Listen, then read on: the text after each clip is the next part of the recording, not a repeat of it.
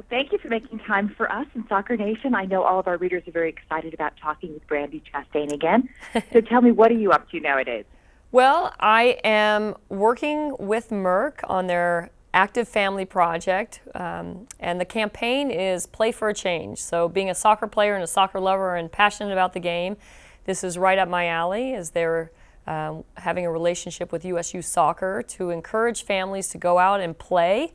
And by playing and by going to Facebook Active Family Project, you can like or comment, and by doing that you really are an agent for change in communities across this country. Merck will be donating 75 kits and up to 125 kits, goals, cones, balls for soccer parks across this country, and we're encouraging That's people. Wonderful. Yeah, it's awesome. And if you need to, if people want more information, they can go to activefamilyproject.com, and there's a link, soccer fields, and you can see if there's a soccer field near you. And I've looked at You can actually manage to get these soccer nets and balls donated to your own community. Exactly. So that's why it's amazing. It's like we're not really asking people to do too much beyond taking your family out to the field, having a great time, being great examples of not only health and wellness, but for me, loving soccer, and then being an agent for change for somebody else in a community that maybe hasn't been so fortunate, and perhaps changing their life. Maybe we find the next great national team player out there.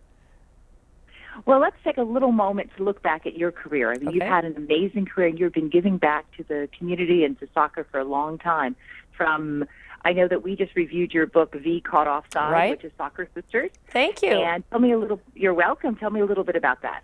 Well, it's a 3-book series written by Andrea Montalbano, who is a great writer and loves soccer, played college soccer, and she has a daughter herself.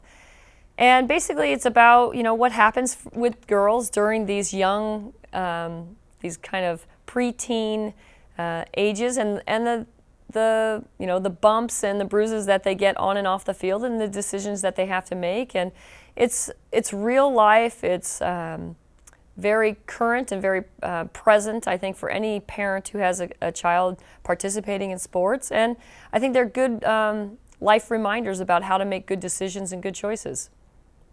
Well, it seems that you're sort of a very strong proponent of getting people out to spend time with their families and to play soccer.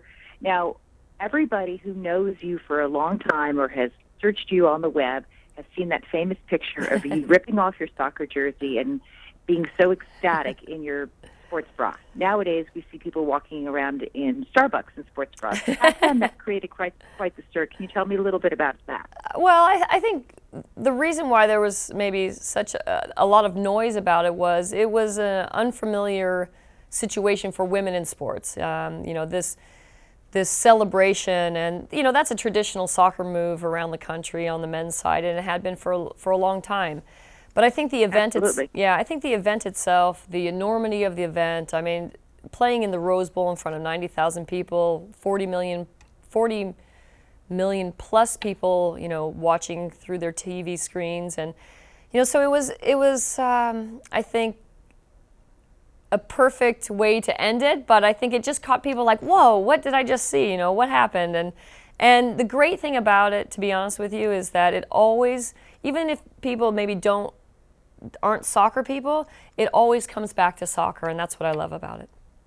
I think it's great. I love it. I love Thank that you. picture. I love your book. Thank you.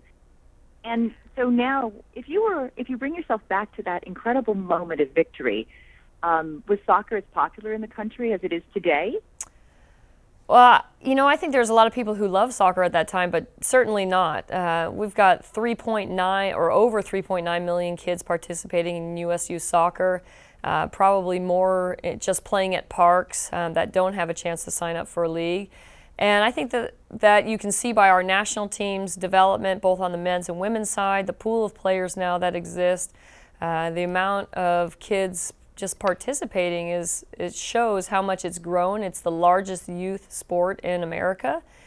And that makes me smile, because I'll tell you, playing on the national team in the late 80s and the early 90s, when the Women's World Cup just first came around in 1991, for us it was like we had to go out and knock on doors and campaign for women's soccer. And now it really is a part of our culture, our sport culture, and that I know is through the hard work of a lot of people.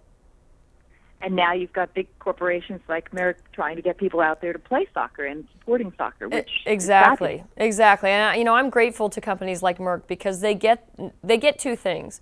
They get that it's important for families together to go out and play.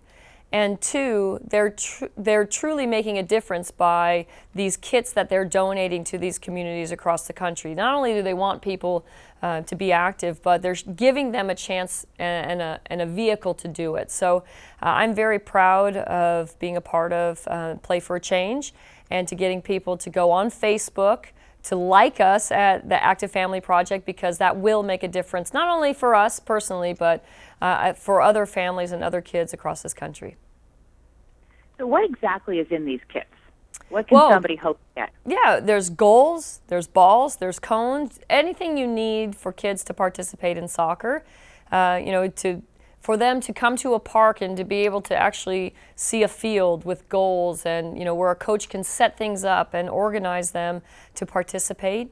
And I think that gives young kids, especially kids in underserved communities, this self-worth and this oh my gosh, this is so exciting and I want to be a part of this and I want to go out there and participate. And I think that also brings families closer together when families can come to the park, not only play, but watch their kids participate. I have a 7-year-old that just started, he had his first game of the season yesterday or 2 days ago. Wow. Oh yeah, it was, to sit there and to cheer them on and just see how cute it is. It's so wonderful as a parent to see your children participating. So I want that for every community across this country. Do you have any tips for parents on the sidelines? Yes, laugh, cheer, enjoy, forget about the score, have fun. Enjoy that it's a game. Yeah, and I think it's, encourage your kids to fall down and to get up and to, do their best and to encourage their teammates and be supportive. There's so many great values and virtues that sports give us that I think sometimes the idea of winning, it stunts what really is important, which is personal development and growth not only as a player, but as a human being. Well, Brandi, it's been wonderful chatting with you, and we love hearing from you and about how soccer can be a sport people can enjoy their entire life, from very young all the way through. So keep us in mind next time, and thank you very, very much. Thank you. You have a great day.